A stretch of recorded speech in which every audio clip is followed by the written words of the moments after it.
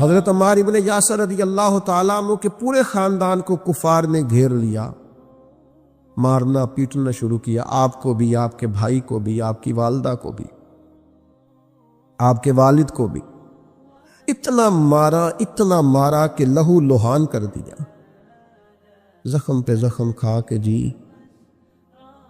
خونے جگر کے گھونٹ پی اور آہ نہ کر لبوں کو سی۔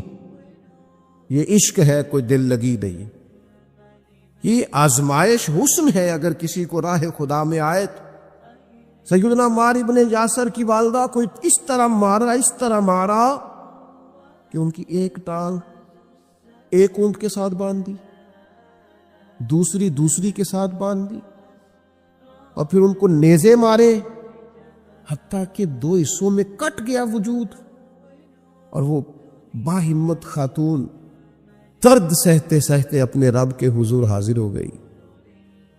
پھر ان کے والد کو شہید کیا، کس کے لیے، کس کے نام پر، کس وجہ سے؟ پھر ان کے بھائی کو شہید کیا۔ پھر جناب عمار ابن یاسر وہ سخت صدمے میں تھے، پھر ان کو مار رہے، پھر ان کو مجبور کیا کلمات کفر کہنے کے لیے، ان کے منہ سے نکل گئے، انہوں نے ایسے کلمات کہہ دیے جو معاذ اللہ کفریات تھے۔ اب اتنا زد و کوف ہوا، تکلیف دی، بول دیا انہوں نے، لوگ دوڑے گئے نبی کریم کی بارگاہ میں، عمار تو معاذ اللہ کافر ہو گئے۔ بات بتانے والے نے تو بات بتا دی، پر جو جواب آیا وہ بڑا نرالا تھا کہ حضور اس نے کفر کیا ہے۔ محبوب فرمانے لگے خاموش ہو جا، عمار سر سے لے کر پاؤں تک ایمان ہی ایمان ہے۔ فرمایا ایمان تو اس کے خون کے اندر، اس کے وجود کے اندر، اس کے لہو کے اندر، جسم کے اندر سرایت کر گیا ہے ایمان، اور جس کے سینے میں، گوشت میں، لہو میں سرایت کر جائے وہ کیسے کافر ہو سکتا ہے؟ لیکن چونکہ انہوں نے مجبوراً یہ کہا تھا، پھر وہ خود دوڑے ہوئے آئے، عرض کی یا رسول اللہ پتہ نہیں کیا حال کر دیا کہ میرے منہ سے کلمات نکل گئے۔ محبوب فرمانے لگے تو کلمات کی چھوڑ، دل کی بتا، دل کی بتا، تیرے دل کی کیفیت کیا ہے؟ عرض کی یا رسول اللہ دل تو ہر لمحے کے لیے ایمان پر مطمئن ہے۔ تو محبوب نے فرمایا کوئی بات نہیں، پھر جان بچانے کے لیے ایسا کرنا پڑے تو حرج ہے، کوئی ڈٹ جائے نہ کفر کرے تو اعلیٰ شہید ہے، لیکن اپنی جان بچانے کے لیے کسی نے مجبور ہو کر صرف زبان سے یہ کلمات کہہ دیے تو حرج ہے۔ جب سورج کی کرنیں چمکی، قربان جائیں کیا نظارہ ہوگا۔ لبیک لبیک کی صدا آ رہی ہے، دیکھ کون رہے ہیں؟ مدینے والے محبوب صلی اللہ علیہ وسلم۔ حضور اس لشکر حسن کو لے کر، اس نور بھرے قافلے کو لے کے، یہ کون ہیں جو حضور کے ساتھ سارے نکلے ہیں؟ یہ کون ہیں سارے؟ یہ وہ فیروز بخت سعادت مند لوگ ہیں کہ ان میں سے جس نے ایک دفعہ بھی ایمان کی حالت میں حضور کو دیکھا اور پھر خاتمہ بالخیر بالایمان کے ساتھ دنیا سے رخصت ہوئے، یہ وہ لوگ ہیں کہ ولی اگر 60 سال بھی سارا دن روزہ رکھے، ساری رات نفل پڑھے، ہر برائی سے بچے، لیکن پھر بھی کسی صحابی کے قدموں کی خاک تک کو نہیں پہنچ سکتا، اور صحابی زیارت سے بنتا ہے، ولی عبادت سے بنتے۔ نبی پاک صلی اللہ تعالیٰ علیہ وسلم کے وہ سارے صحابہ کون ہیں؟ الصحابہ النجوم، یہ حضور کی چاروں جانب یہ چمک رہے ہیں، انہیں خود میرے نبی پاک نے ستارے فرمایا ہے۔ ایک سمت علی، ایک سمت عمر، صدیق ادھر، عثمان ادھر، ان جگمگ جگمگ تاروں میں بھلا مہتاب کا عالم کیا ہوگا؟ اور ہر کوئی فدا ہے بن دیکھے تو پھر دیدار کا عالم کیا ہوگا؟ تو نبی پاک صلی اللہ علیہ وسلم نے یہ وہ موقع تھا، 9 ذی الحج، میدان عرفات، حضور صلی اللہ علیہ وسلم نے ظہر کی نماز ادا فرمائی، اور پھر کچھ توقف کے بعد حضور کے لیے اونٹنی پر کجاوا سجایا گیا۔ حضور اپنی کسوا نامی اونٹنی پر سوار ہوئے، میرے محبوب نے خطبہ دینے کا ارادہ فرمایا۔ رب کریم نے ارشاد فرمایا، الیوم اکملت لکم دینکم، آج میں نے تمہارے لیے تمہارا دین مکمل کر دیا ہے، مکمل ہو گیا دین، اس کے بعد کوئی اور دین نہیں آئے گا۔ اس آیت نے بتا دیا کہ حضور آخری نبی ہے، دین مکمل ہو گیا، اب کسی اور پیغمبر کی، رسول کی، دین کی، کتاب کی ضرورت باقی۔ آج میں نے تمہارے لیے تمہارا دین مکمل کر دیا۔ اور کیا خوبصورت لفظ ہیں، قرآن پاک میں فرمایا وَأَتْمَمْتُ عَلَيْكُمْ نِعْمَتِي، اور آج میں نے تم پر اپنی نعمتیں تمام کر دی ہیں، نعمتیں مکمل کر دی۔ وَرَضِيتُ لَكُمُ الْإِسْلَامَ دِينًا، اور اللہ فرماتے ہیں میں نے تمہارے لیے دین اسلام کو پسند کیا ہے، یہ میری رضا ہے، یہ دین اسلام تمہارے لیے پسند کیا ہے۔ کوئی بندہ ساری زندگی مخلوق کی خدمت کرے، ساری زندگی رستوں سے کانٹے اٹھائے، ساری زندگی خیر کا کام کرے، کسی کو تکلیف نہ دے، لیکن اگر مسلمان نہیں نا، اگر کلمہ نہیں نہ پڑھتا تو اس کی ساری عمر کی خیر بھی کسی کام کی نہیں۔ اس لیے کہ رب فرماتا ہے جڑ دین اسلام ہے، جڑ ہوگی تو پھر شاخیں قبول کی جائیں گی نا، تو اگر جڑ ہی سرے سے نہیں ہے تو خیر کرنے کا معنی، کچھ لوگ کفار کی، مشرکین کی تعریف کرتے ہیں کہ جناب بلے بلے اتنے ویلفیئر کام ہو رہے ہیں، تو یاد رکھو سب سے ضروری جڑ ہے۔ قرآن پاک میں رب تعالیٰ نے منافقین، مشرکین اور کفار کے اعمال کی بنیاد اس طرح کی بتائی ہے کہ جس طرح پتھر پر تھوڑی گرد پڑ جائے، ذرا ہوا کا جھونکا ہے یا بارش آئے تو پتھر صاف کا صاف ہو جاتا ہے۔ ان کے اعمال اس طرح کے ہیں۔ اس خیر کا کیا مطلب کہ جس خیر میں ایمان ہی شامل نہیں؟ جب تک بندہ مومن نہ ہو اس کا کوئی عمل بھی اللہ کی بارگاہ میں قابل قبول نہیں ہوتا۔ یہ آیت نازل ہو گئی، فرمایا دین مکمل ہو گیا۔ او میرے بھائیو، خدا را سوچو، کوئی شے مکمل نہیں دنیا میں، کوئی شے، کروڑوں کا مکان بنا لو پھر بھی کوئی نہ کوئی نقص نکل ہی آتا ہے۔ کوئی دنیا میں شے مکمل ہے ہی نہیں۔ اگر کوئی شے مکمل ہے تو وہ مدینے والے رسول کا دین مکمل ہے۔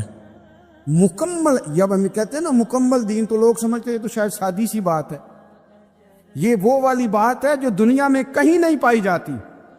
جب یہ آیت نازل ہوئی تھی نا، بخاری میں موجود ہے، ایک بہت بڑا یہودیوں کا عالم حضرت عمر فاروق رضی اللہ تعالیٰ عنہ سے کہنے لگا یہ جو تم پر آیت نازل ہوئی ہے نا کہ دین مکمل ہو گیا، یہ اگر ہم پر نازل ہوتی نا تو جس دن یہ آیت نازل ہوئی ہوتی ہم نے ہر سال اسی دن کو عید بنا لینا تھا کہ دین مکمل ہو گیا۔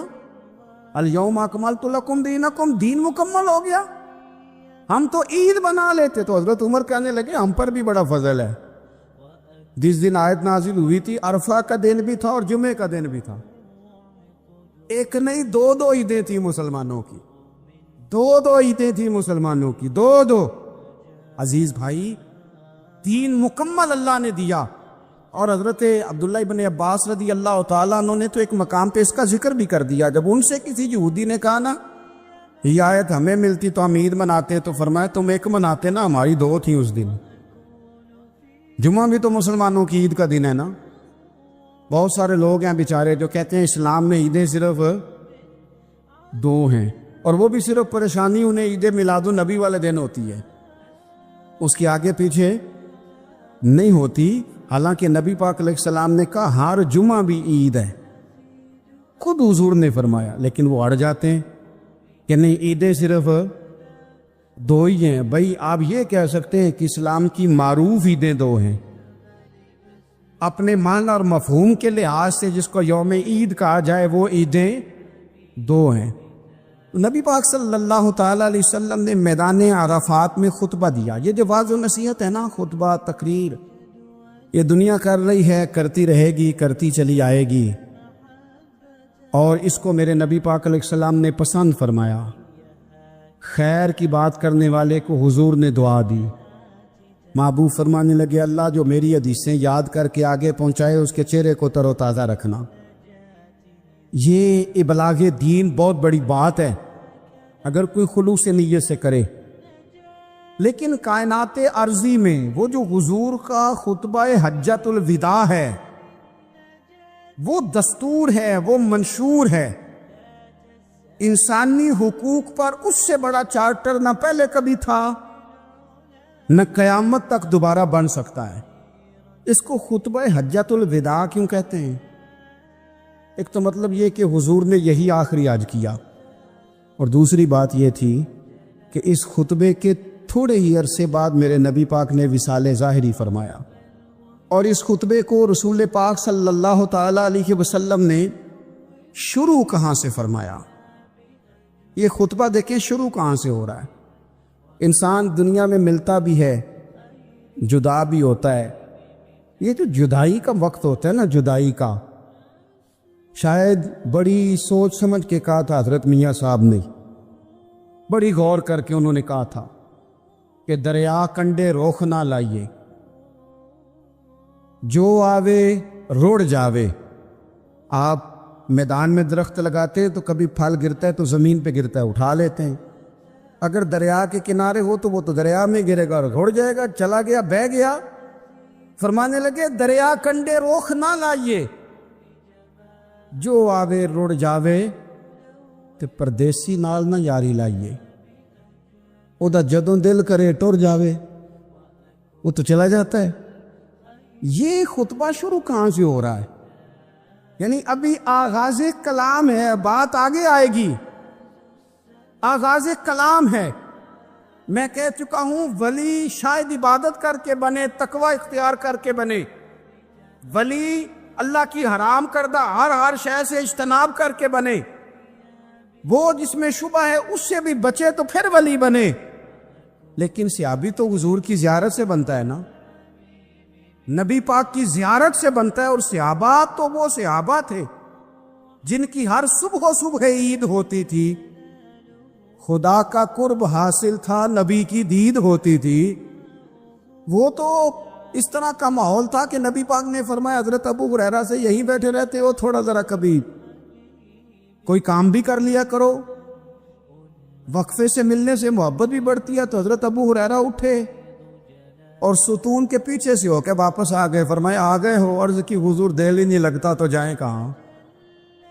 وہ جو حضور سے آ کے کہتے تھے نا یا رسول اللہ صلی اللہ علیہ وسلم، حضرت صوبان بن مالک، حضور نے فرمایا پریشان دکھائی دیتے ہو؟ کہا یا رسول اللہ ایک بات پریشان کرتی ہے۔ کہا وہ کیا؟ عرض کی حضور دل بے چین ہوتا ہے تو زیارت کو آ جاتا ہوں، آج ایک عجیب خیال آیا، اور اس نے عجیب رنگ طبیعت میں بھر دیا ہے۔ فرمایا تمہیں کیا خیال آیا؟ عرض کی یا رسول اللہ صلی اللہ علیہ وسلم آج خیال آیا ہے کہ صوبان ہے تو حضور کا غلام ہے، جنت تو حضور کے صدقے ملے گی، لیکن یہ ہے کہ حضور تو ہوں گے نا نبیوں کے ساتھ، تجھے ملے گی پر ملے گی تو غلاموں کے محلے میں نا۔ دل میں خیال آیا کہ وہاں زیارت بھی ہوگی کہ نہیں؟ او جنت میرے کس کاری جتھے یار نظر نہ آوے، زیارت بھی ہوگی کہ نہیں؟ حضور کی بارگاہ میں جب حضرت صوبان نے عرض کی تو رب کریم نے فرمایا محبوب جو تیری اور تیرے رب کی اطاعت کرے نا، اولئک انعم اللہ علیہم من النبیین والصدیقین والشہداء والصالحین، فرمایا ان کو اللہ نبیوں کے، صدیقین کے، شہداء اور صالحین کے ساتھ ہی جنت میں اکٹھا فرمائے گا۔ وہ اکٹھے رہے تو جن کو تو جنت میں بھی حضور کی زیارت کے بغیر چین نہیں تھا، ان کو حضور نے خطبہ حجۃ الوداع شروع کرتے وقت پہلا جملہ پتہ کیا کہا؟ حضور اونٹنی پہ ہیں، احرام باندھا ہوا ہے، 1,40,000 کم و بیش غلام سامنے کھڑے، عرفات کا میدان۔ محبوب فرمانے لگے پہلا جملہ، جو درد والے تھے وہ تڑپ گئے، یہ سارے درد والے تھے لیکن کچھ زیادہ مزاج شناس تھے۔ محبوب نے پہلا جملہ کہا، حضور فرمانے لگے لوگو جس طرح آج اکٹھے ہوئے ہیں شاید اس کے بعد دوبارہ ہم اکٹھے نہ ہوں۔ پہلا اعلان ہی کر دیا کہ یہ تمہارے ساتھ جو آج خطبہ ہے نا، اس میں اشارہ دے دیا کہ دوبارہ نہیں جمع ہوگے، اگلا حج نہیں کرنا، بس ختم ہوئی بات۔ یہ آخری پہلی بات ہی حضور نے یہ بیان۔ اب وہ اتنے دل نرم ہو گئے حضور کی بات سن کے، آنکھوں میں آنسو اس طرح آ گئے، طبیعت کا ملان اتنا بڑھ گیا کہ ہر ایک کا دل کشکول بن گیا، ہر طرف سے آہیں اور سسکیاں ہیں کہ حضور کے وہ جملے یوں صحابہ لے رہے تھے جب آپ سے کوئی کہہ دے کہ بھائی یہ وقت بس آخری ملاقات کا ہے، تو پھر انہوں نے وہ تو حضور کی ہر بات ہی توجہ سے سنتے تھے، پر یہاں جو انداز بن گیا وہ انوکھا بن گیا۔ فرمایا شاید دوبارہ ملاقات نہ ہو۔ پھر میرے کریم محبوب صلی اللہ تعالی علیہ وسلم نے فرمایا جس طرح تمہارے لیے یہ شہر حرمت والا ہے، مکہ حرمت والا ہے نا، ایک نیکی کرو تو مکے میں 1,00,000 کا ثواب، حرم مکہ میں ایک گناہ کرو تو وہ بھی 1,00,000 لکھا جاتا ہے، حرمت والا ہے، بڑی عزت والا ہے۔ فرمایا جس طرح یہ گھر عزت والا ہے کعبہ، جس طرح یہ شہر عزت والا ہے، فرمایا جس طرح آج کا دن حرمت والا ہے۔ مسلمانوں میں تمہیں بتا کے جا رہا ہوں، تمہیں سمجھا رہا ہوں، اسی طرح میں نے تم سب پر ایک دوسرے کے مال اور عزت کو حرمت والا کر دیا ہے۔ اور صحابہ کو نا حضور نے پہلے یہ سبق پورا، حضور نے پوچھا، یہ بھی ذرا کمال ہے، یہ بخاری مسلم کی حدیث ہے۔ حضور نے صحابہ سے پوچھا 9 ذی الحجہ ہے، جمعے کا دن ہے، ذی الحج کا مہینہ ہے، سب کو پتہ ہے، لیکن نا آپ جمعہ پڑھنے ہیں تو میں آپ سے کہوں کہ آج کون سا دن ہے، تو آپ کہیں گے جناب جمعہ ہے، عجیب آدمی ہے جمعہ پڑھا رہے ہو۔ لیکن جو صحابہ کا انداز ہے وہ اور ہے۔ حضور نے پوچھا آج یہ کون سا مہینہ ہے؟ یہ ادب ہے، یہ مقام ہے، یہ وہ مقام ہے جہاں بہت سارے صرف عقل والے بندے جو ہوتے ہیں نا وہ بیچارے گرتے پڑتے ہیں، کہتے ہیں جی بات آتی ہو تو بتانی چاہیے، یہ کیا بات ہوئی جی، بندہ بولے ہی نا، یہ کیا لیکن کچھ لوگ ایسے ہیں جن کا دھارہ ادب کچھ اور ہوتا ہے، انہیں ڈھیروں باتیں بھی آتی ہوں تو ہر جگہ بات کرنے کی نہیں ہوتی، سب جگہ کہانیاں سنانے کی نہیں ہوتی۔ حضور نے فرمایا کون سا مہینہ ہے؟ قربان جائیں بھیا کو زبان ہو کے کہنے لگے واللہ و رسولہ عالم، اللہ جانے اللہ کا رسول جانے، سانو تے قید سجن دا گہنا ہے، او جنج رکھے اساں اونج رہنا ہے، ہمیں کیا پتا۔ پوچھا کسی نے، لکھا ہے صوفیاء نے، کسی نے پوچھا اوے تمہیں پتہ نہیں، کہنے لگے چپ کر، ہمیں کیا پتا کون سا مہینہ ہے۔ تو حضور نے فرمایا آج تاریخ کون سی ہے؟ بھائی صاحب کو پتا تھا نا 9 ذی الحج کو یہ حج ہوتا ہے، کون سی تاریخ ہے؟ کہا واللہ و رسولہ عالم، اللہ جانے اللہ کا رسول جانے۔ قربان جائیں۔ حضور نے پوچھا دن کون سا ہے؟ سب کو پتا ہے جمعہ ہے، کہنے لگے واللہ و رسولہ عالم، اللہ جانے اور اللہ کا۔ وہ صحابہ بتا کیوں نہیں رہے؟ تو اہل محبت کہتے ہیں صحابہ کا جواب یہ تھا ہمیں کوئی مہینوں سے غرض ہے، ہمیں کوئی دن سے غرض ہے، ہمیں کوئی تاریخ سے غرض ہے؟ حاجیو آؤ شہنشاہ کا روزہ دیکھو، کعبہ تو دیکھ چکے، کعبے کا بھی کعبہ دیکھو، ہمیں تو محبوب سے غرض ہے۔ مہینہ تھا ذی الحج کا، اگر حضور کہہ دیتے ذی الحج نہیں ذی قعدہ ہے تو ہم نے ذی قعدہ ہی بنا لینا تھا۔ تاریخ تھی 9، اگر حضور فرما دیتے 11 ہے تو ہم نے 11 ہی بنا لینی تھی۔ دن تھا جمعے کا، اگر حضور کہتے پیر ہے تو ہمیں کیا لگے، ہمیں تو محبوب کی رضا چاہیے۔ آپ دیکھیں نا ایک صحابی کے ہاتھ ذرا لمبے تھے تو حضور نے فرمایا یا ذوالیدین، او لمبے ہاتھوں والے۔ ان سے کوئی پوچھتا نام کیا ہے تو کہتے میرا نام ہے 2 ہاتھوں والا۔ او بھائی میرے بھی 2 ہیں، تم کیوں 2 ہاتھوں والا؟ کہنے لگے یہ نہیں مجھے پتا، مجھے نبی پاک نے کہا 2 ہاتھوں والا۔ تو ٹھیک ہو گئی جو حضور نے نام رکھ دیا۔ تو حضور سید عالم نے پوچھا، پھر حضور نے حرمت یاد کرائی، فرمایا یاد رکھو یہ دن بھی بڑی عزت والا ہے، جمعے کا ہے، یہ مہینہ بھی بڑی حرمت والا ہے، ذی الحج کا ہے، یہ تاریخ بھی بڑی حرمت والی ہے۔ لیکن فرمایا جس طرح اس دن کی، اس شہر کی، اس مہینے کی تم نے عزت کرنی ہے، اسی طرح ایک دوسرے کے مال کا، ایک دوسرے کی عزت کا تم نے پاس کرنا۔ مسلمان بھائیوں خدا را یہ حضور کہہ رہے ہیں یار، نبی پاک نے کعبہ کے سامنے کھڑے ہو کے فرمایا بیت اللہ تیری بڑی شان ہے، تیرا بڑا مرتبہ ہے، لیکن فرمایا میرے مومن کی عزت رب کی نظر میں کعبے سے بھی زیادہ ہے۔ اللہ تعالیٰ نے قرآن مجید میں فرمایا یا ایھا الذین آمنوا لا تبطلوا صدقاتکم بالمن والعزا، فرمایا اے ایمان والو، احسان جتلا کر اور ایذا دے کر اپنے صدقات کو کہیں باطل نہ کر لینا۔ اپنے صدقات باطل نہ کرو، احسان جتا کر، ایذا دے کر، تکلیف دے کر۔ لوگ جب کسی غریب آدمی کو کچھ دینے کے بعد احسان جتلا رہے ہوتے ہیں اور اس پر اپنی نیکیاں گنوا رہے ہوتے ہیں اور وہ بغیر کسی ٹھہراؤ کے بولتے چلے جاتے ہیں، تو آپ اندازہ کر سکتے ہیں کہ اس مجبور، تنگ دست اور غریب آدمی پر کیا گزرتی ہے، اس کا دل کن بے چینیوں، بے قراریوں اور پریشانیوں کا شکار ہوتا ہے۔ لیکن ہمارے ہاں تکلیف دینے والے ایک منٹ کا بھی وقفہ کرنے کو تیار نہیں ہوتے۔ اللہ کے پیارے رسول صلی اللہ تعالیٰ علیہ وسلم نے 3 لوگوں کے بارے میں ارشاد فرمائی، یہ جنت میں نہیں جائیں گے۔ نسائی شریف میں یہ حدیث موجود ہے۔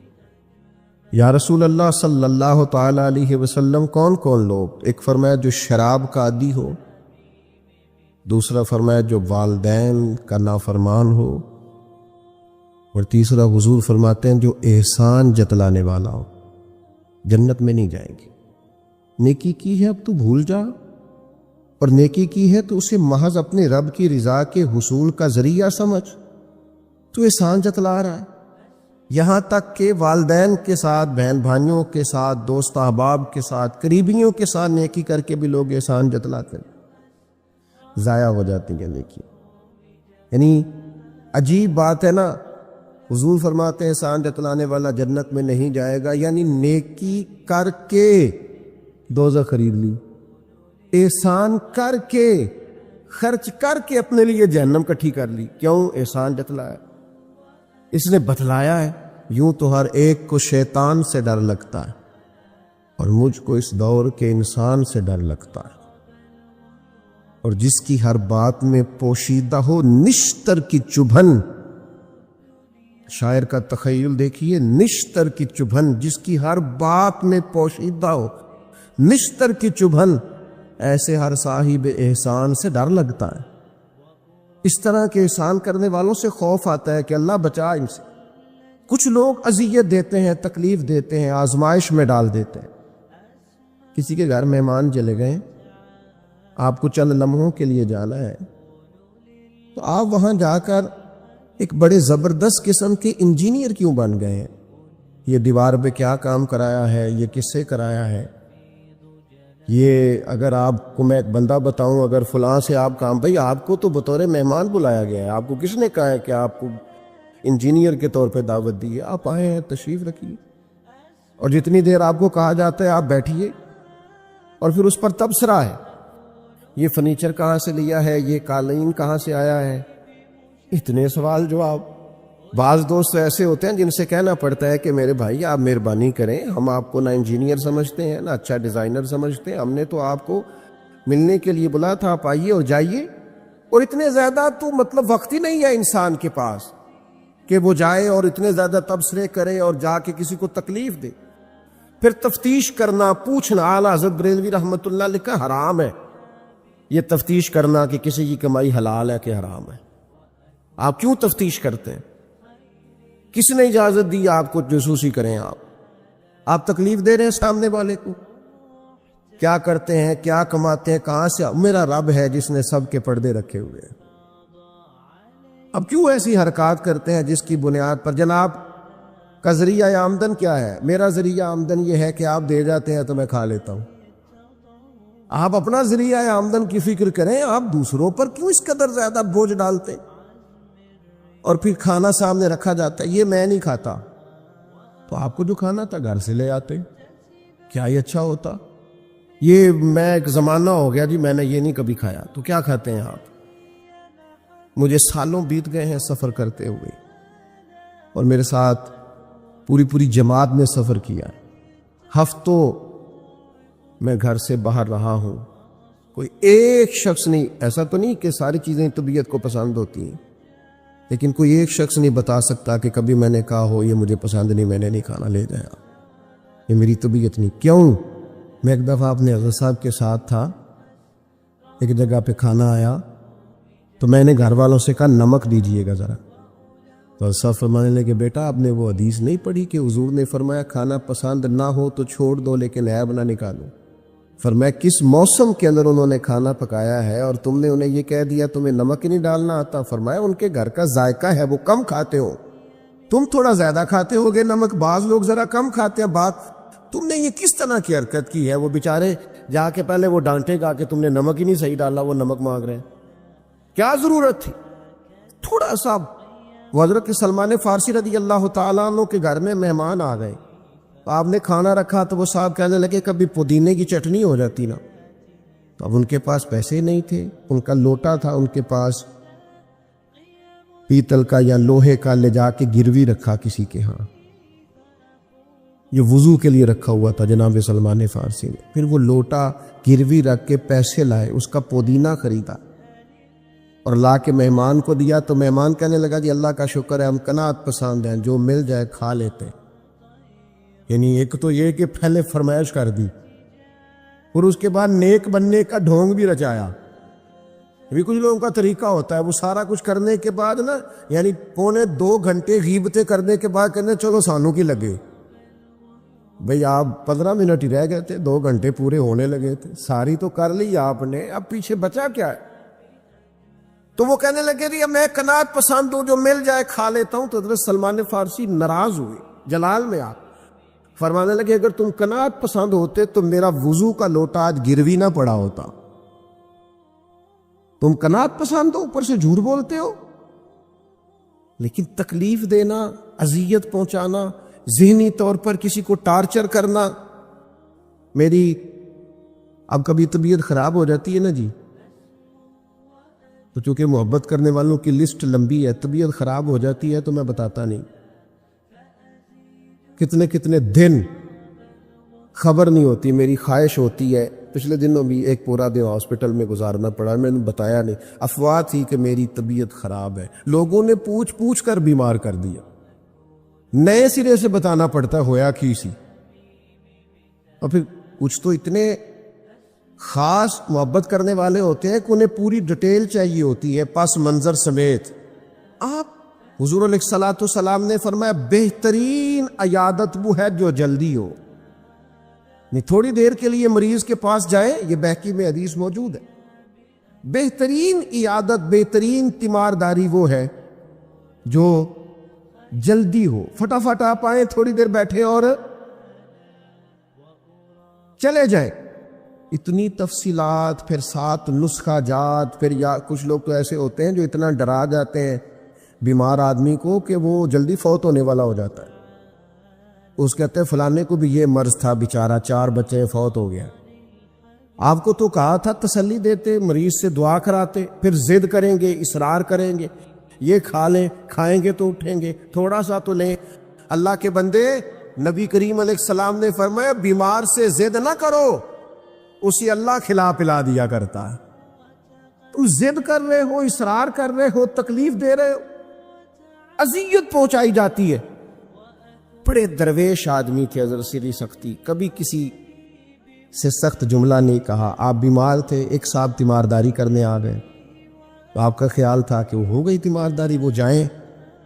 کئی لوگ ان کے بعد آئے چلے گئے، لیکن بیٹھے ہوئے ہیں، جا ہی نہیں رہے۔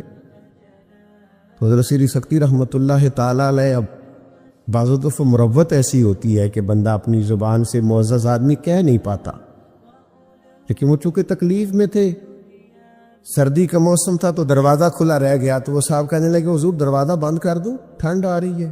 تو فرمانے لگے کر دیجئے، لیکن اگر کبھی باہر سے کر دینا تو ذرا زیادہ بہتر ہو جائے۔ معنی یہ تھا کہ آپ تشریف لے جائیں، چلے جائیں نہیں کہتے بزرگ۔ آپ کچھ لوگ ایسے ہوتے ہیں انہیں رخصت بھی ذرا اعزاز کے ساتھ کرنا پڑتا ہے، آپ تشریف لے جائیں اور دروازہ باہر سے بند کر دیں تاکہ ہوا بھی نہ آئے اور آپ جیسا کوئی پکا مہمان دوبارہ بھی نہ آئے۔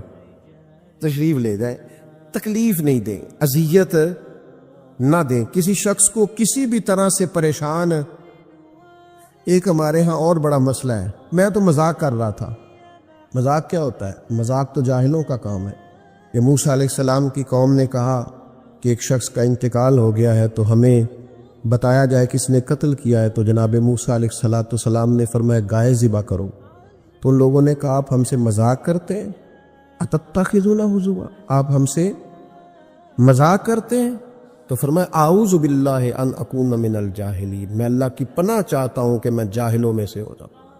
مذاق کرنے کو جناب موسیٰ نے، قرآن مجید کا پہلا پارہ کہتا ہے جاہلوں کا کام کہا ہے۔ مذاق ٹھیک ہے، دل لگی ٹھیک ہے، یعنی آپ خوش طبعی کریں۔ مذاق تو کسی کے عیب کا ہوتا ہے، تیری آنکھ کس طرح کی ہے، تیری ناک چپٹی ہے، یہ مذاق ہوتا ہے۔ کسی کے رنگ کو لے کر، کسی کے قد کو لے کر، کسی کی توتلی زبان کو لے کر، یہ جاہلوں کی علامت۔ آپ دل لگی کریں، حضور بھی دل لگی فرماتے، مسکراتے دل لگی کریں، اس میں کسی کو تکلیف نہیں ہوتی، کسی کا عیب نہیں اچھلتا۔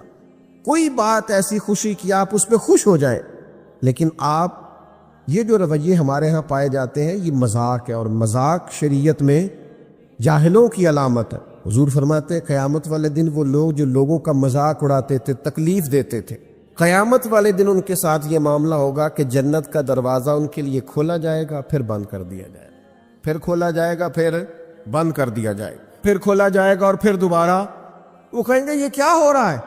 تو انہیں کہا جائے گا تمہارے اس مذاق کی تمہیں سزا دی جا رہی ہے جو دنیا میں تم اللہ کے بندوں کے ساتھ کرتے تھے۔ تکلیف دیتے ہیں لوگ۔ یہ کچھ سال پہلے کی بات ہے، آپ کو پتہ ہے ہمارے ہاں اپریل فول بھی منایا جاتا ہے، جھوٹ بولنے کا دن۔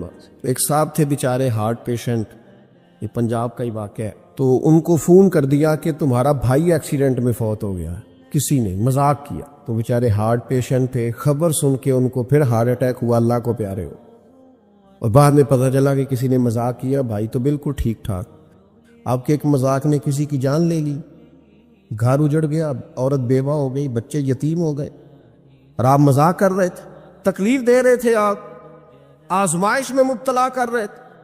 میں نے ایسے طلباء کو دیکھا ہے کالج میں، مدرسے میں، یونیورسٹی میں، اسکول میں، جو بیچارے کسی وجہ سے کمزور تھے، کوئی ایسا معاملہ تھا ان کا اتنا مذاق اڑایا گیا کہ وہ بیچارے تعلیم چھوڑ کے چلے گئے، گزارا نہیں ہو سکتا یہاں، ہر آدمی مذاق اڑا رہا۔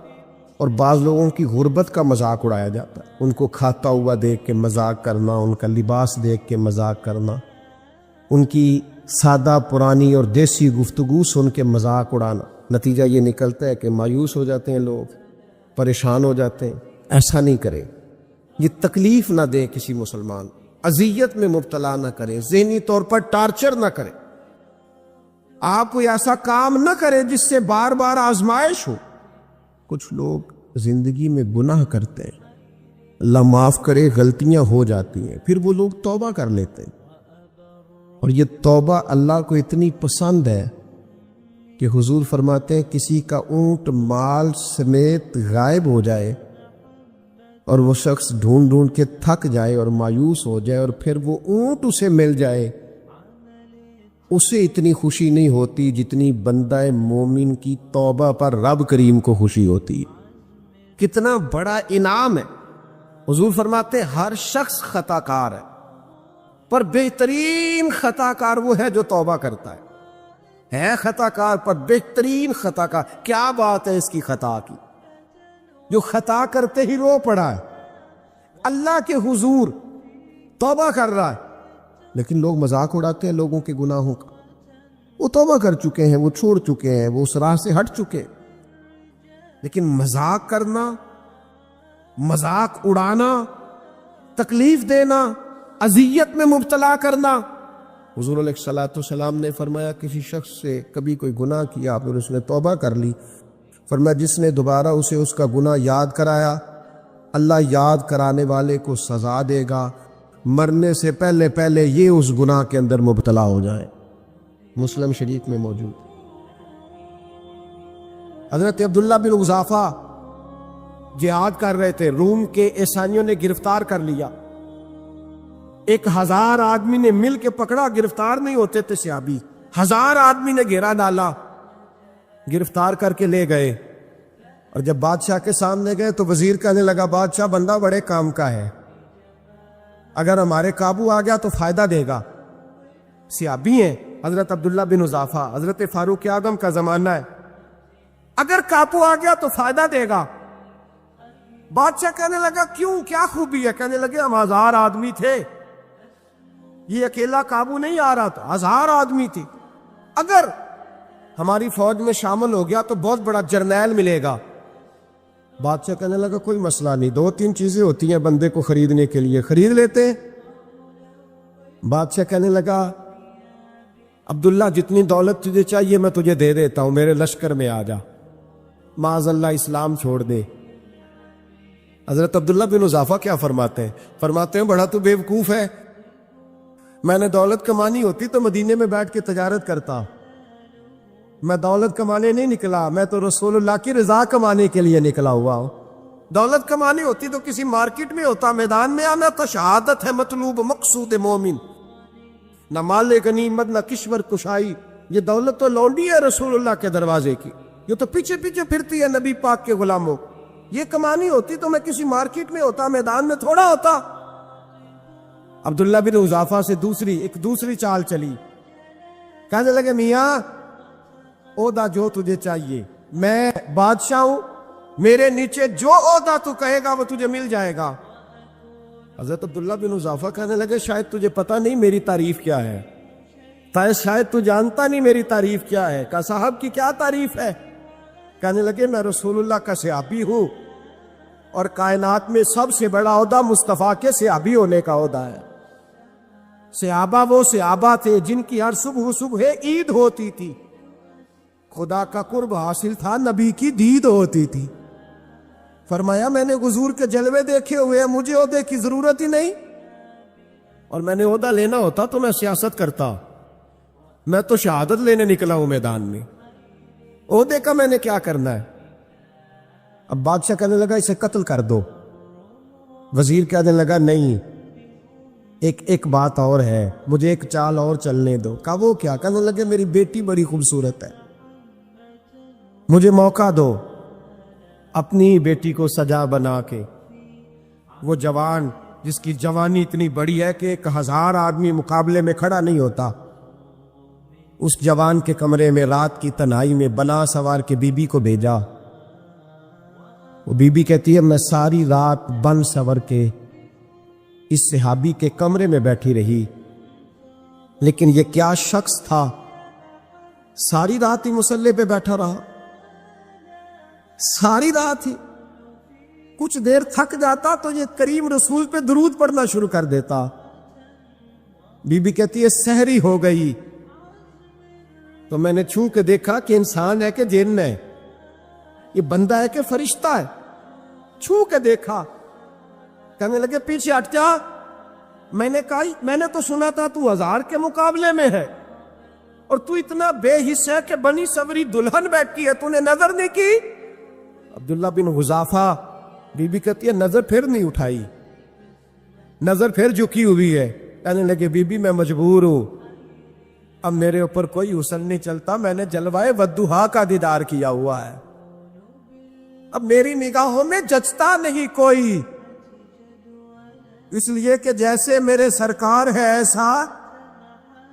ऐसा नहीं कोई, कभी भी अब नहीं किसी का मेरे ऊपर जादू चलता। मैंने मुस्तफा को और कहा जरा पीछे हट के बैठ, मुझे मेरे रसूल ने गैर महरम से बचने का हुक्म दिया है, जरा पीछे हट के बैठ। सहरी का वक्त था। वो बीबी कहती है उस नौजवान के जुमले मेरा सीना चीर गए, कलेजा फट गया, चीख निकली, मैं कुफर के आलम में रोई। मैंने कहा मुझे बता तो सही, आखिर ये जज्बा कहां से मिलता है, आखिर ये रोशनी तो मैंने देखी नहीं, कहां से आती है। एक मेरा बाप है जो बना सवर के मुझे तेरे कमरे में छोड़ गया, बतला ये कहां से कैफ आते हैं। अब्दुल्ला बिन हुज़ाफा कहने लगे अगर कैफ लेना है तो तू भी मेरे मुस्तफा का कलमा पढ़ जा, आजा दरवाजे रसूल पे झुक जा, मिल जाएगा। सवेरे दरवाजे पे बाप आया बेटी से रिजल्ट लेने, दरवाजा खोला तो बेटी नकाब पहने बाहर आई। बाप कहने लगा کیا بلا؟ کہنے لگی پیچھے ہٹ، کیا تو غیر محرم ہے، کافر ہے، میں مسلمان ہوں۔ اس نے کہا کیا ہوا؟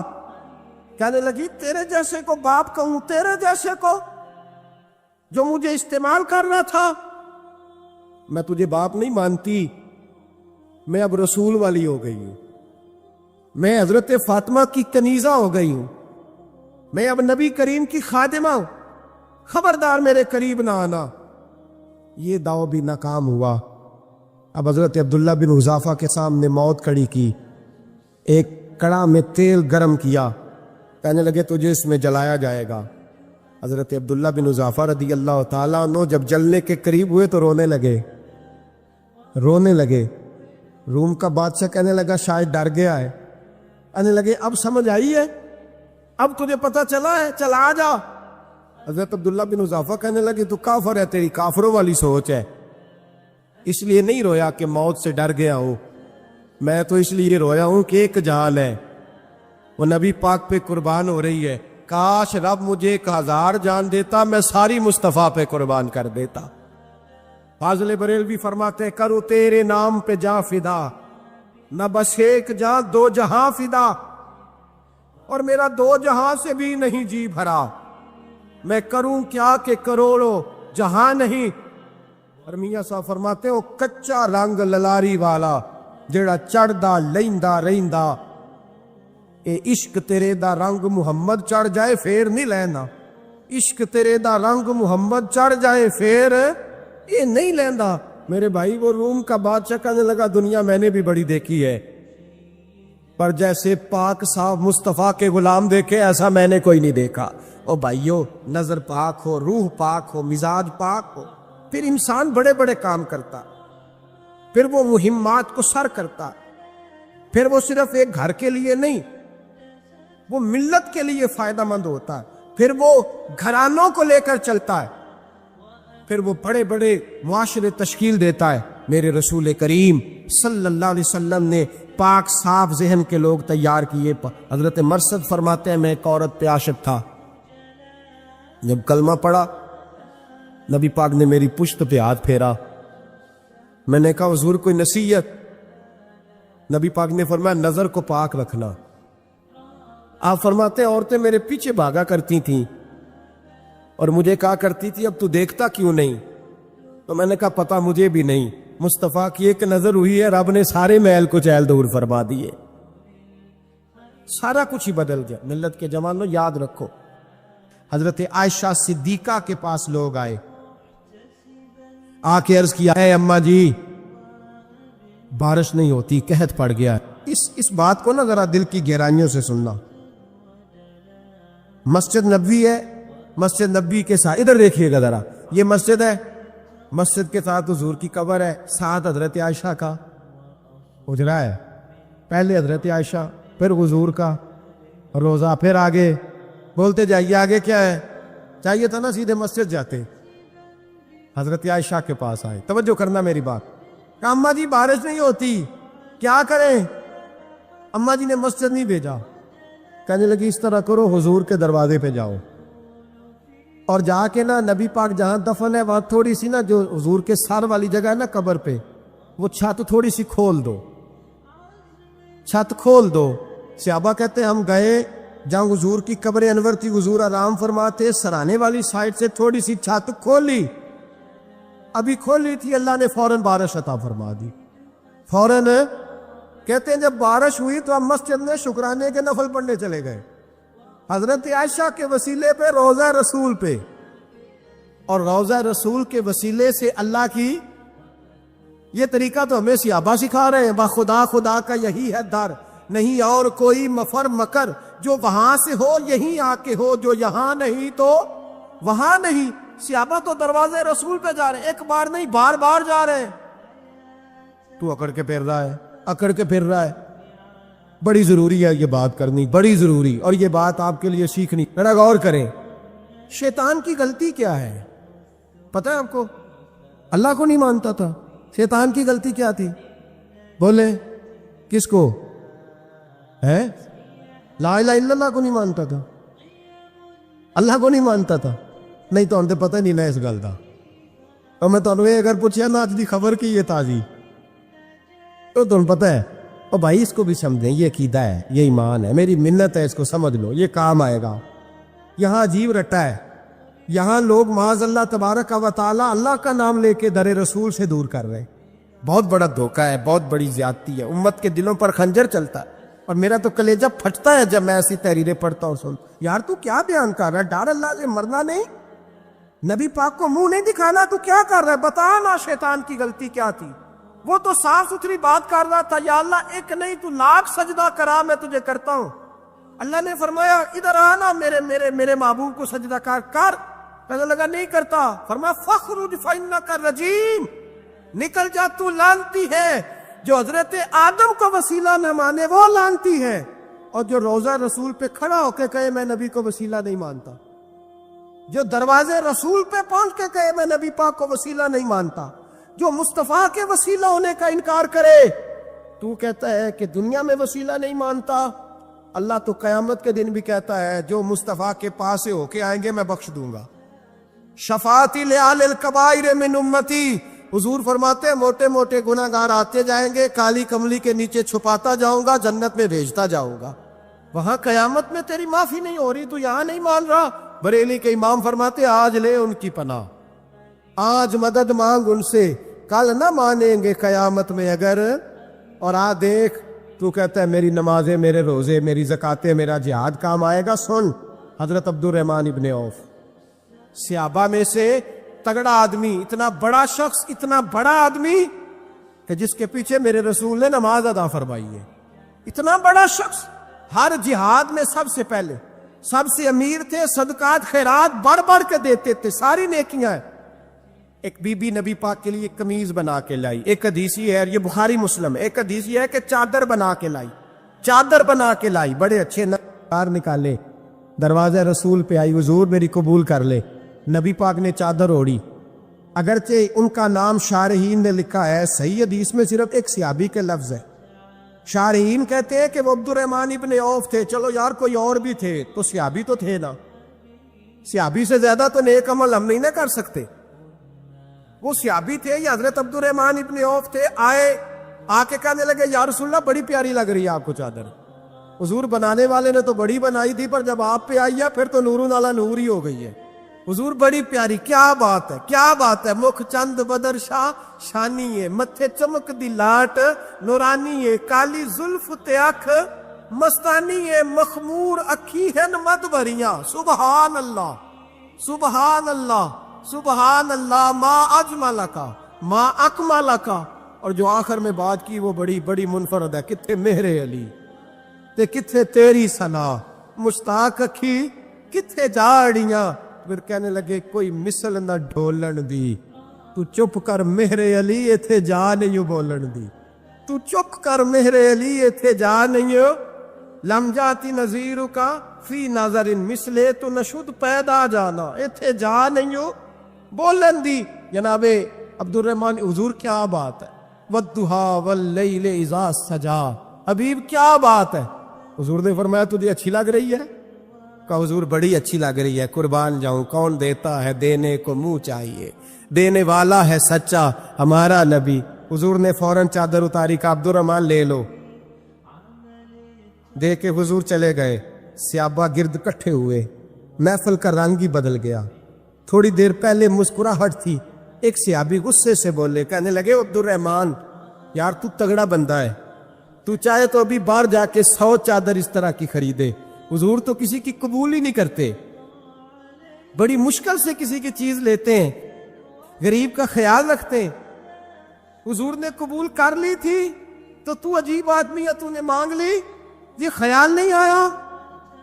پہلے مسکراہٹیں تھیں جب حضور اور جناب عبد الرحمن، اب سنجیدگی آئی۔ اب سنجیدگی کے فوراً بعد جب صحابی نے سوال کیا تو محفل میں آنسو آ گئے۔ حضرت عبد الرحمن رو پڑے، نمازیں بھی ہیں، جہاد بھی ہے، پر فخر میں کسی بات پہ رو پڑے۔ کہنے لگے او بیلیا تیرا کیا خیال ہے، میں نے اوڑھنے کے لیے لی ہے، پہننے کے لیے لی ہے؟ فرمانے لگے نہیں، اللہ کی عزت کی قسم، میں نے تو اس لیے لی ہے جب مروں گا تو گھر والوں کو کہوں گا مجھے نبی پاک کی چادر میں کفن دینا۔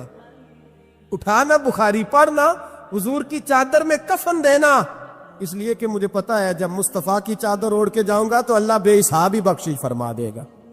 تو نبی پاک کے وسیلے کا قائل نہیں، یہاں چادر کی بات ہو رہی ہے۔ سنیے اور غور کیجئے، حضرت مولا علی شیر خدا رضی اللہ، ان کی اماں نے نا حضور سے بڑا پیار کیا۔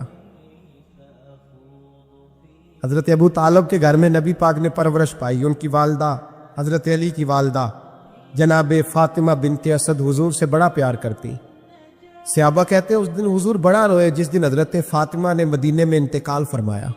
فاطمہ بنت اسد جناب علی کی والدہ فرماتے ہیں جب خبر ملی کہ حضرت علی کی والدہ وصال کر گئے تو حضور رونے لگے۔ فرمایا وہ علی کی نہیں، وہ تو میری ماں تھی، میری اماں تھی۔ امام ابو نعیم نے لکھا ہے، کہتے ہیں حضور نے فرمایا جب میری اماں کو غسل دینے لگو نا، کفن پہنانے سے پہلے مجھ سے پوچھ لینا۔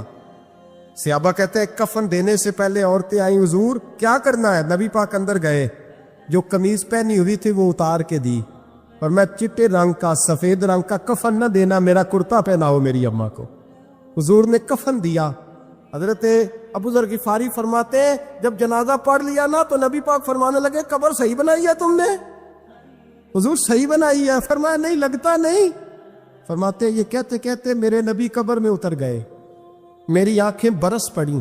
میں نے کہا علی کی اماں رب تجھ سے کیا حساب لے گا، ساری رحمتیں تو پہلی تیری قبر میں آ گئی۔ عشق سرکار کی ایک شمع جلا لو دل میں، بعد مرنے کے قبر میں بھی اجالا ہوگا۔ نبی پاک قبر میں لیٹے پھر بیٹھے، فرمایا صحیح ہے قبر۔ پھر میرے نبی پاک نے دفن کیا ان کو، پھر دیر تک دعا کرتے رہے اور رو کے فرمانے لگے اے اللہ اپنے نبیوں کے وسیلے سے اور میرے وسیلے سے میری اماں کی قبر روشن کر دے۔ حضرت ابو ذر فرماتے ہیں کسی کا دل نہیں کرتا اس کی ماں مرے، آج میرا دل کرتا تھا کاش میری مر جاتی، یہ فضیلت میری اماں کو نصیب ہوتی۔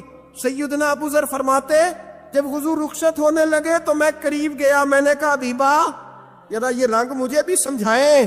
تو حضور نے فرمایا میں نے اپنا کرتا اس لیے پہنایا ہے کہ جب میرا کرتا فاطمہ بنت اسد کو پہنایا جائے گا تو اس کے توسل سے اللہ انہیں جنت کا جوڑا عطا فرمائے گا۔ اور قبر میں اس لیے اترا ہوں کہ جب میں قبر میں اترا ہوں تو اب میری اماں کی قبر تنگ نہیں ہوگی بلکہ اللہ میری برکت سے کشادگی عطا فرما دے گا۔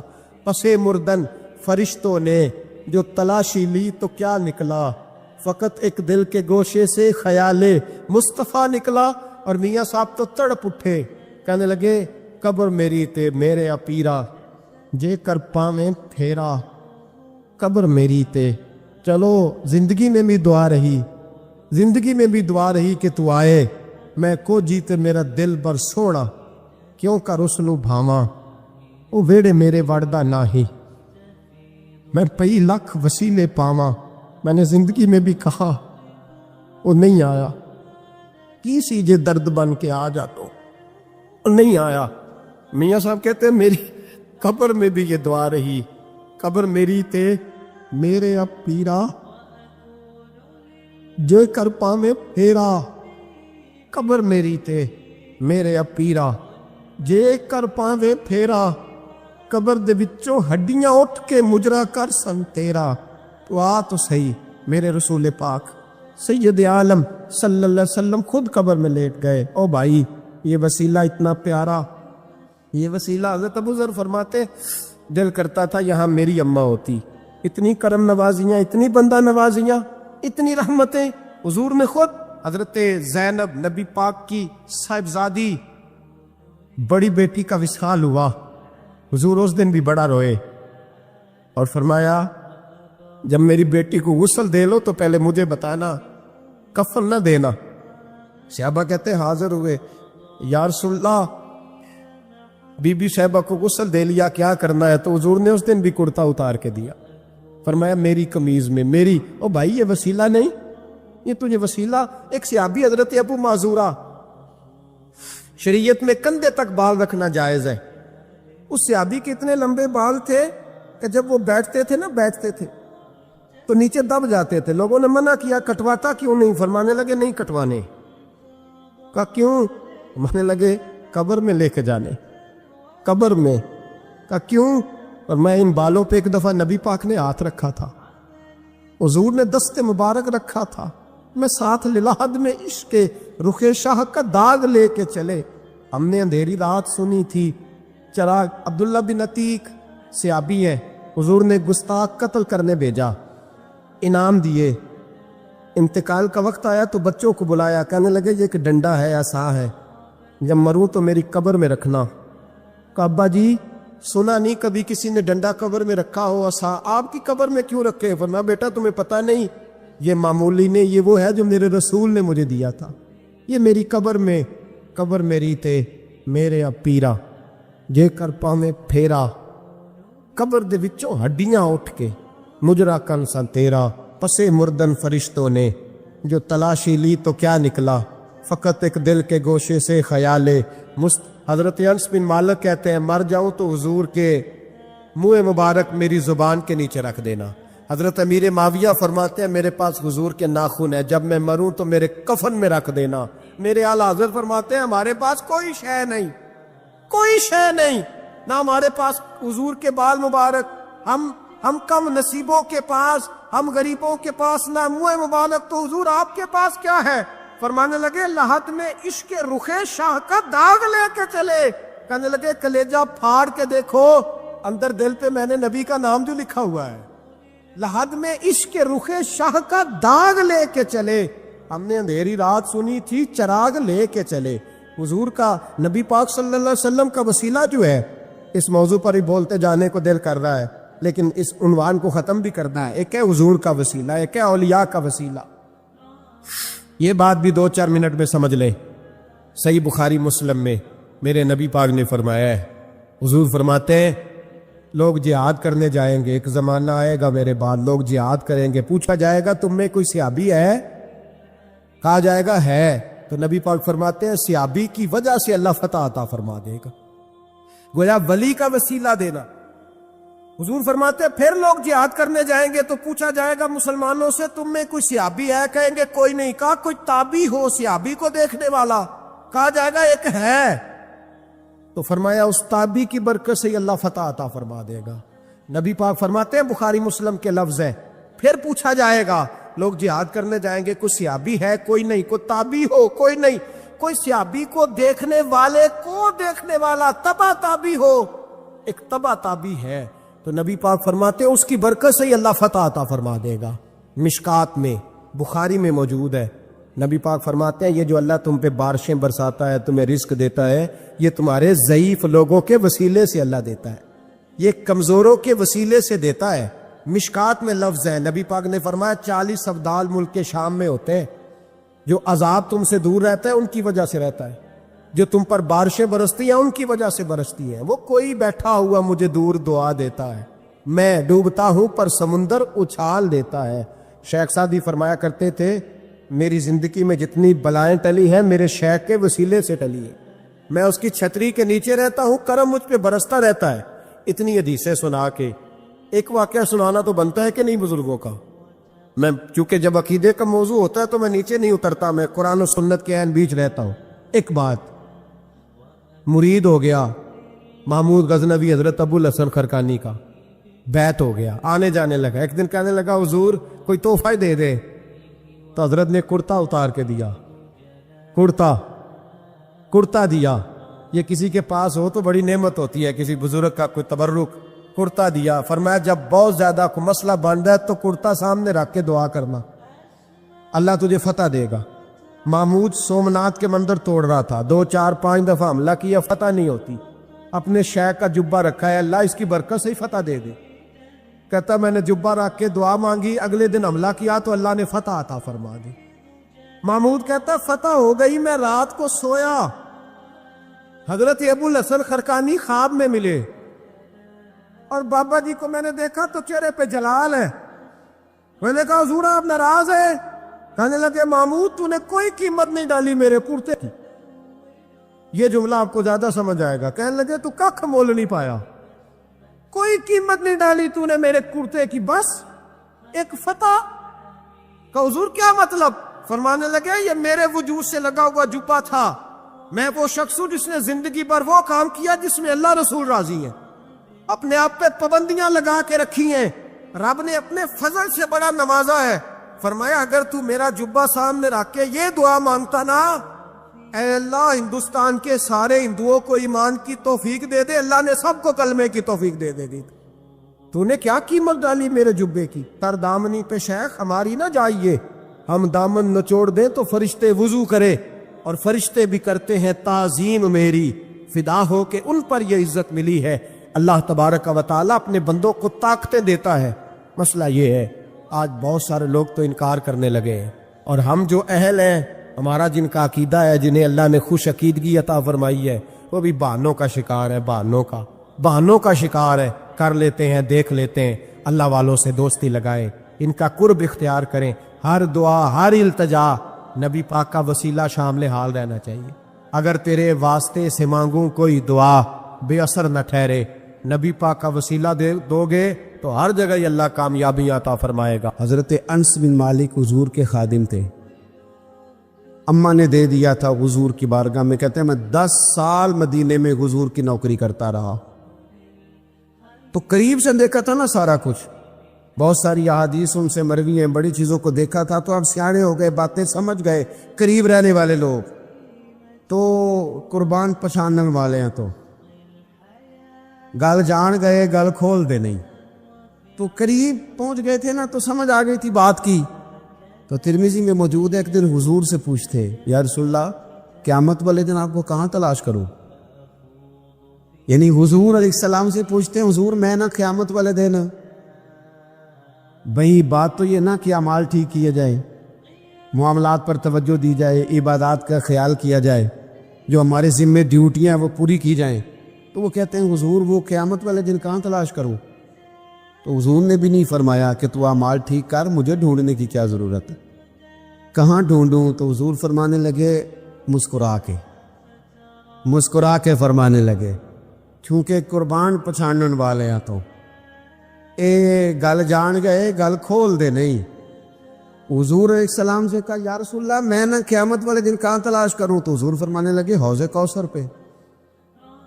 یا رسول اللہ وہاں کیا ہوگا؟ تو فرمایا امت پیاسی آئے گی تو میں جام بھر بھر کے پلاؤں گا، میں جام بھر بھر کے پلاؤں گا. ایسا کہ تیری خیر، تیرے میں کدے کی خیر، ایسی پلا کہ جس کا نشہ عمر بھر رہے. اور ایک نے کہا تھا کہ طیبہ سے منگائی جاتی ہے، سینوں میں رچائی جاتی ہے، توحید کی میں پیالوں سے نہیں نظروں سے پلائی جاتی. حضور صلی اللہ علیہ وسلم نے فرمایا حوض کوثر پہ بھی جام پلائیں گے. سیانے بڑے تھے حضرت انس، اور بھلا ہمارا کر رہے تھے.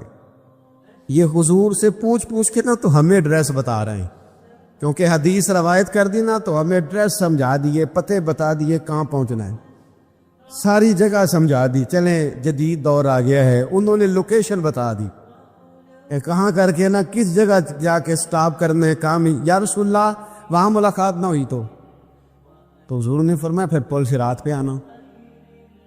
یا رسول اللہ وہاں کیا ہوگا؟ فرمایا امت گزر رہی ہوگی اور میں دعائیں مانگ رہا ہوں گا، رب سلم امتی، رب سلم امتی، یا اللہ میری امت کو سلامتی سے گزار دے. تو وہاں آ جانا، میں دعائیں وہاں مل جاؤں گا. قربان جائیں. فاضل بریل بھی بول پڑے، کہنے لگے خدا کی رضا چاہتے ہیں دو عالم، خدا چاہتا ہے رضائے محمد. اجابت کا جوڑا عنایت کا سہرا، دلہن بن کے نکلی دعائے محمد. اجابت نے جھک کر گلے سے لگایا بڑی ناز سے جب دعائے محمد. رضا اب پل سے وجد کرتے گزریے کہ ہے رب سلم دعائے محمد صلی اللہ علیہ. تو عرض کی یا رسول اللہ وہاں ملاقات نہ ہوئی تو؟ میں نے کہا وہ ہمیں لوکیشن سمجھا رہے تھے، انہیں تو پتا تھا پہلے ہی. ایک قربان پچھانن والے ہیں، تو ایک گل جان گئے، گل کھول دے نہیں. تو وہاں نہ ملاقات ہوئی تو حضور نے فرمایا پھر میزان عمل پہ آنا. یا رسول اللہ وہاں کیا ہوگا؟ فرمایا امت کے عمل تول رہے ہوں گے اور میں ان کے لیے دعائیں کر رہا ہوں گا.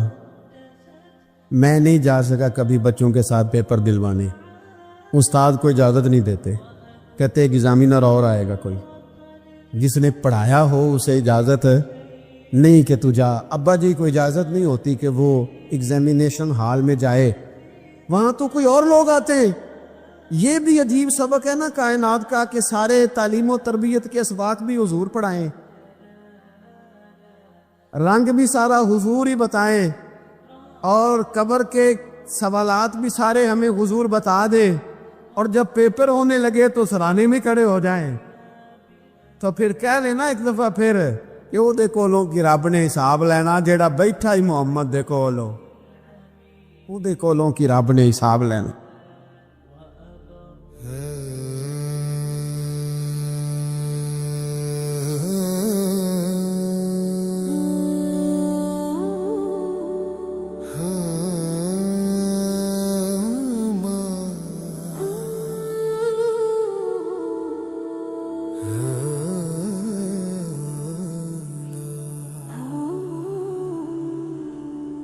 عظمتاں کی سناواں ماں دیاں، تار دندیاں نے دعاواں ماں دیاں،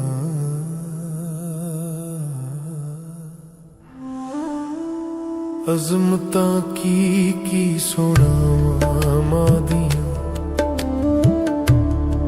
تار دندیاں نے دعاواں ماں دیاں۔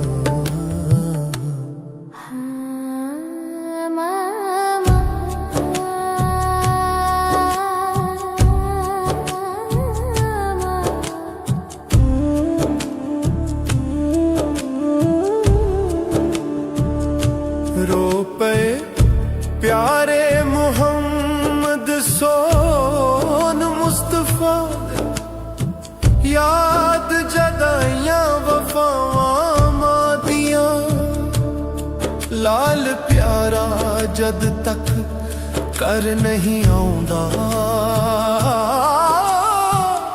رہن بوہے تے نگاہاں ماں دیاں،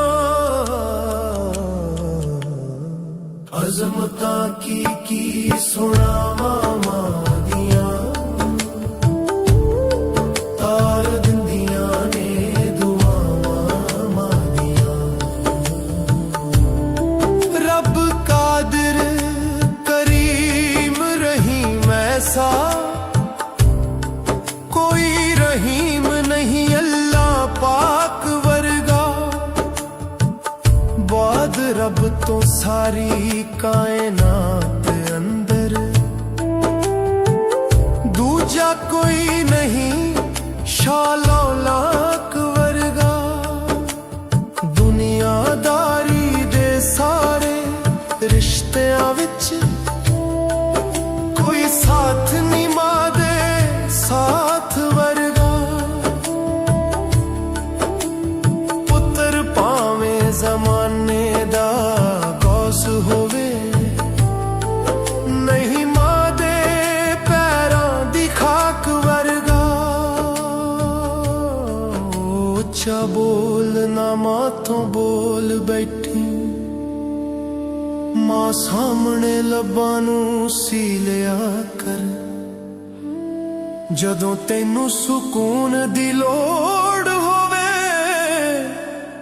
پیر ماں دے دھوکے پی لیا کر، عظمتاں کی سناواں ماں